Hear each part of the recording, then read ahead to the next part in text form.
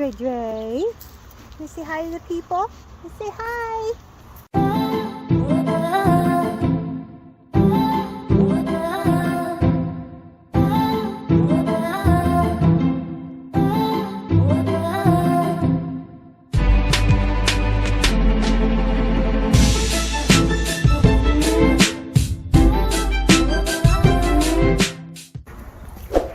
Got my posse with me.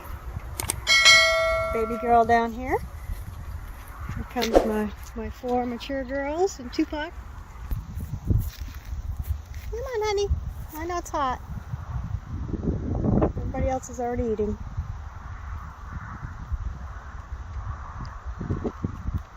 There you go, bud. Hi.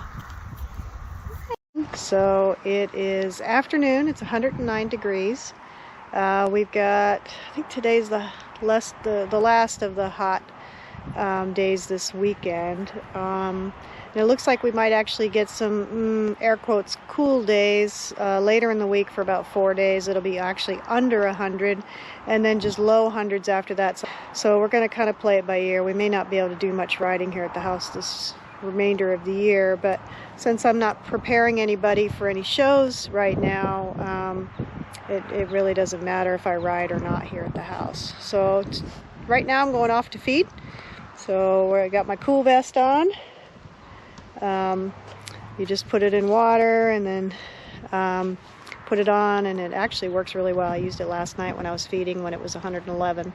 So I'm going to go out now with my vest on so I can get the feeding done. The boys have got their dinner. Still have water. They're actually drinking outside.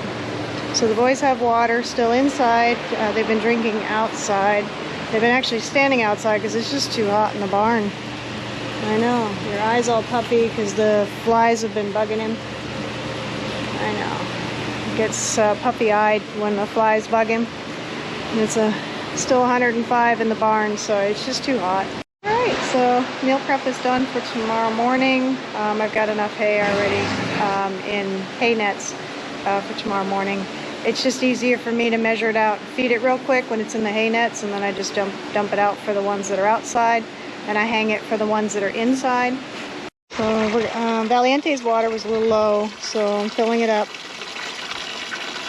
You kind of take for granted when you turn the tap and that water is going to come out. But unfortunately right now in this severe drought, I have to be careful not to use too much water anywhere, like in the house, outside, because that might be the only water we have.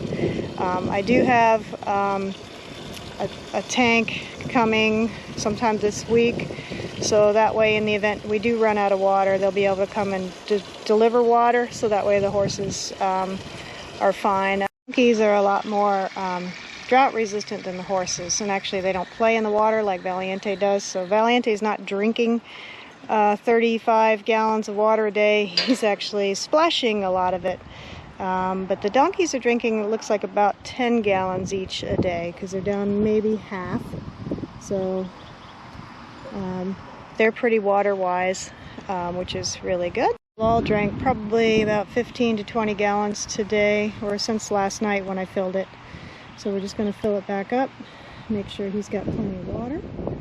And the sheep were actually drinking out of Cielo's outside bucket this morning, even though there's other ones that they could drink out of. So there's actually down maybe about 10 gallons, so I'll top that one up. All right, so this is what I tend to do, is I put the hay in these hay nets, and then I can just take the hay nets out to where the horses and donkeys are and just dump it out, and that way it's measured out.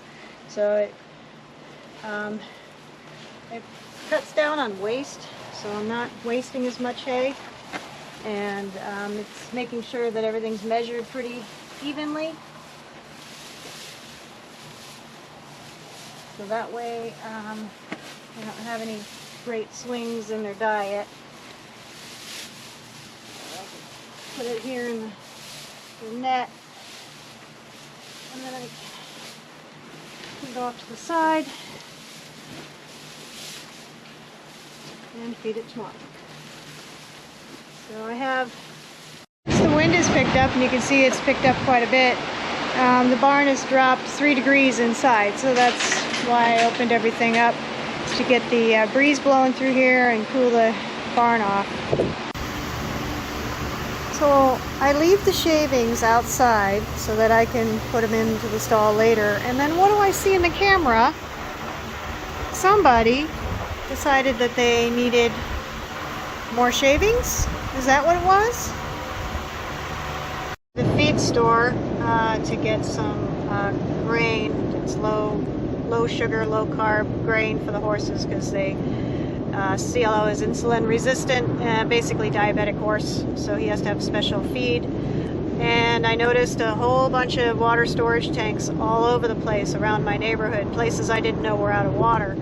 And the tanks tell you who's out of water or who's close to being out of water. This guy over here put in an ag well, and he was planning to water his cows, I guess, or feed his cows. So I think he was trying to do flood irrigation to feed his cows.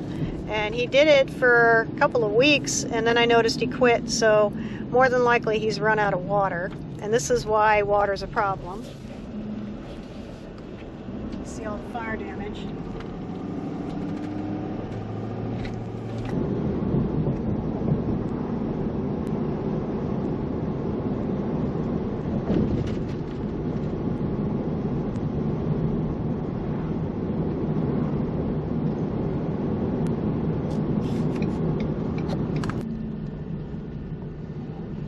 So this neighbor literally just purchased this property like 2 months ago, and they now have a water tank out there.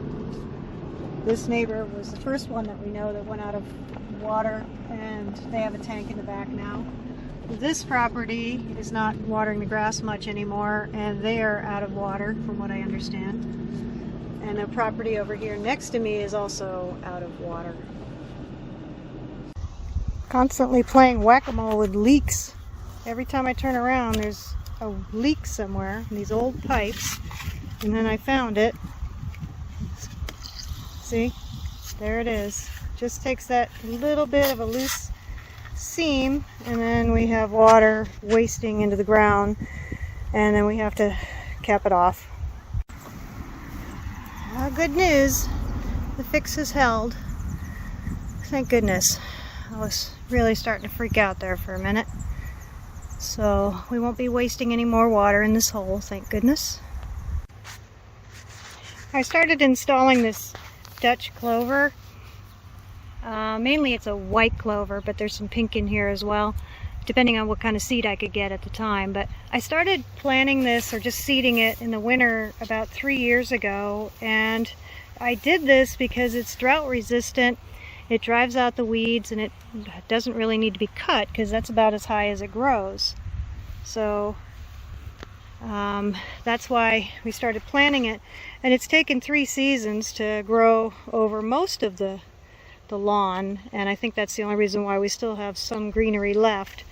But this is a really good type of strategy for a drought area. It improves the soil, which chokes out the weeds. You can still see we have lots of weeds.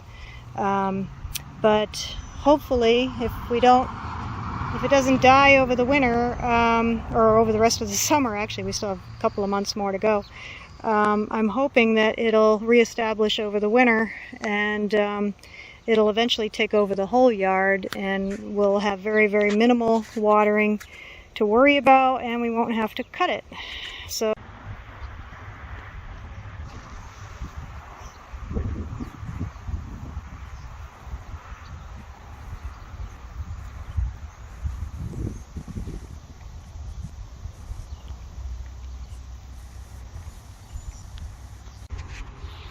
okay, our Band-Aid has arrived. It's a 3,000 gallon water tank.